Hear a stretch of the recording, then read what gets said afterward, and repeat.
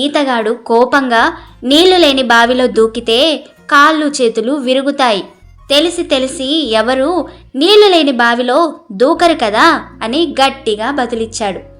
వెంటనే గ్రామ పెద్ద దేవుడున్నాడో లేడో కానీ ఉన్నాడని నమ్మితే మనకి భరోసా లభిస్తుంది, మన కష్ట నష్టాల్ని చెప్పుకోవడానికి ఒక ఆధారం లభిస్తుంది, ఏదో అదృశ్య శక్తి మనకి మంచి చేస్తుందనే ఆశ చిగురిస్తుంది.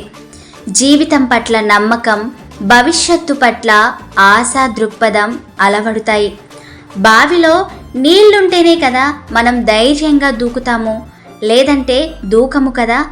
అలాగే ఎన్ని కష్ట నష్టాలొచ్చినా దేవుడనేవాడు ఒకడున్నాడు, మనల్ని కాపాడుతాడు అనే నమ్మకం మన ఒంటరితనాన్ని పారద్రోలుతుంది, కష్టాలను తట్టుకొని నిలబడే శక్తిని ఇస్తుంది. అందుకే అందరూ దైవ ప్రార్థన చేసేది అని బదులిచ్చి ముందుకు నడిచాడు.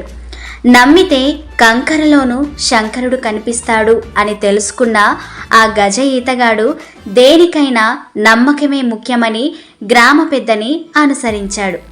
సో ఫ్రెండ్స్, విన్నారు కదా, నమస్తే తెలంగాణ దినపత్రికలో వచ్చిన కంకరలోనూ శంకరుడే అనే కథ మీకు ఖచ్చితంగా నచ్చుతుంది.